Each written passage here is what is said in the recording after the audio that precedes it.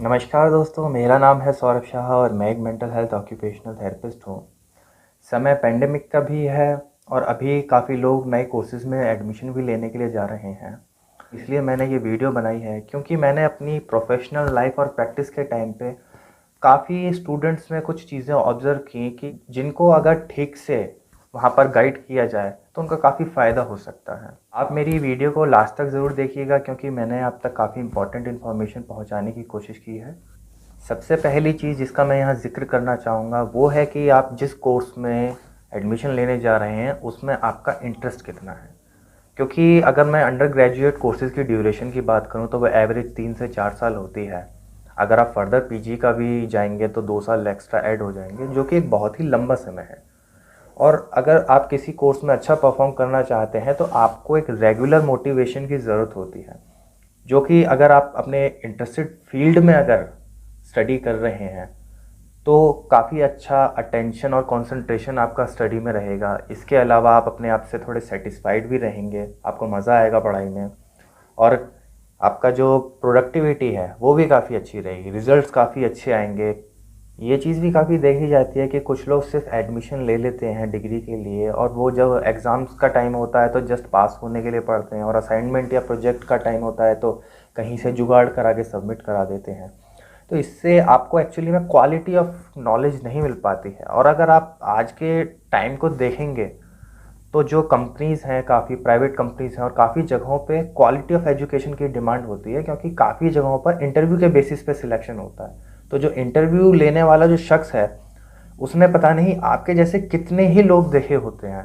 वो जस्ट आपके body language से ये गेस कर सकता है कि एक पर्सन में कितना मोटिवेशन है और वो अपने कोर्स की तरफ कितना डेडिकेटेड है। तो इंटरेस्ट यहाँ पर एक बहुत ही इंपॉर्टेंट चीज़ है।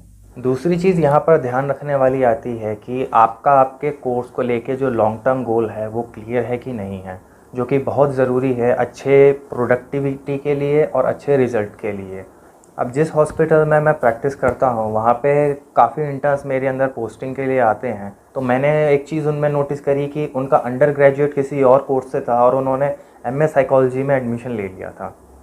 अब यहाँ पे एक चीज़ ये भी है कि वो दूसरे लोगों को देखकर इन्फ्लुएंस होकर उन्होंने अपने गोल से वो डिस्ट्रैक्ट हो गए और उन्होंने स्ट्रीम चेंज कर दी, या फिर उनको एक करियर को लेके अलग उसमें ऑप्शंस दिखाई दिए। और काफ़ी लोगों का ये भी एक मानना होता है कि मैं अंडर ग्रेजुएट किसी और से कर लूँ तो मुझे उसकी भी स्किल्स आ गई, पोस्ट ग्रेजुएट मैं किसी और कोर्स से कर लूँ फिर उसकी भी स्किल आ गई।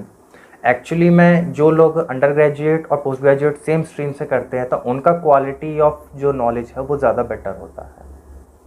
हर कोर्स की अपनी एक अलग वैल्यू होती है, अलग इम्पोर्टेंस होती है, कोई कोर्स छोटा या बड़ा नहीं होता है।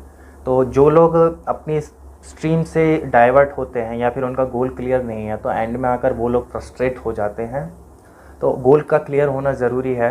और एक चीज़ ये भी है कि आप अपना गोल जो प्रिपेयर कर रहे हैं उसमें आप अपनी कैपेबिलिटीज़ के अकॉर्डिंग उसको गोल को सेट करें। अगली जो बहुत ही इंपॉर्टेंट चीज़ है वो ये है कि कोर्स को सिलेक्शन लेके आप कितना अप टू डेट हैं।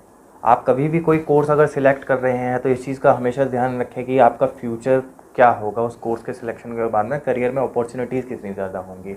और डिमांड सप्लाई चेन का ध्यान रखना बहुत ही ज़रूरी है कि कितने स्टूडेंट्स हर साल पास आउट हो रहे हैं और उनकी डिमांड कितनी है। इस चीज़ को मैं आपको बैचलर ऑफ डेंटल सर्जरी के एग्जांपल के थ्रू, यानी कि डेंटिस्ट के प्रोफेशन के थ्रू समझाना चाहूँगा, क्योंकि आजकल ये चीज़ देखी जा रही है कि गवर्नमेंट जॉब्स इस कोर्स में बहुत ही कम निकल रही हैं और प्राइवेट प्रैक्टिस भी आजकल बहुत ही कॉम्पिटिटिव एनवायरनमेंट उसके लिए बन गया है। इस प्रोफेशन में काफ़ी जो प्रोफेशनल्स हैं उनके लिए प्रॉब्लम खड़ी हो रही है। एक बात मैं ये भी बताना चाहूँगा, जो कि सिर्फ गवर्नमेंट जॉब्स को लेकर प्रिपेयर कर रहे हैं, तो गवर्नमेंट जॉब्स अब पहले जैसी नहीं रही हैं। फॉर एग्जांपल के लिए अब पेंशन अवेलेबल नहीं है गवर्नमेंट जॉब्स में। इसके अलावा इंक्रीमेंट भी अब पहले की तरह नहीं होता है। और वहीं पे काफ़ी प्राइवेट जॉब्स हैं जो कि काफ़ी अच्छी सैलरी पैकेज और काफ़ी फैसिलिटीज़ अपने एम्प्लॉयज़ को प्रोवाइड करती हैं। आपके पास में रिसोर्सेज कितने हैं इस बात का भी ध्यान रखना ज़रूरी है कि आपकी फैमिली आपकी पढ़ाई पर कितना पैसा खर्च कर सकती है, आपकी फैमिली में आपके लिए क्या क्या रिस्पॉन्सिबिलिटीज़ हैं। और एक बहुत ही इम्पॉर्टेंट चीज़ है कि आप समय को किस तरीके से इस्तेमाल करते हैं। काफ़ी लोग बिना कोई ख़ास प्लानिंग के और डेडिकेशन के काफ़ी सालों तक ड्रॉप करते रहते हैं कोर्सेज़ में एडमिशन के लिए और जॉब्स के लिए। तो एक चीज़ हमको समझनी होगी कि देखिए, हम समय को पैसे से नहीं ख़रीद सकते हैं। 18 से 30 साल का जो हमारी उम्र का जो समय होता है वो एक बहुत ही गोल्डन पीरियड है। एक समय के बाद में हमारा जो बॉडी की फ़िज़िकल और मेंटल एबिलिटीज़ हैं वो पहले की जैसी नहीं रहती हैं, वो थोड़ी धीरे-धीरे कम होने लग जाती हैं और काफ़ी समय तक ड्रॉप करने की वजह से एक मेंटल प्रेशर भी धीरे-धीरे बढ़ने लग जाता है। मोटिवेशनल वीडियोज़ जो होती हैं उनको बिल्कुल एकदम ब्लाइंड होकर आपको नहीं मानना चाहिए, क्योंकि देखिए हर शख्स की एक अपनी लाइफ़ की अलग सिचुएशन होती है। तो ये अभी महामारी का समय चल रहा है तो स्टूडेंट्स के पास में काफ़ी समय है, वो अपने इस समय को जो आगे के लिए जो फ्यूचर स्टडी के प्लान्स हैं, ये जो कॉम्पिटिटिव एग्ज़ाम्स के लिए प्रिपरेशन है वहाँ पर लगा सकते हैं।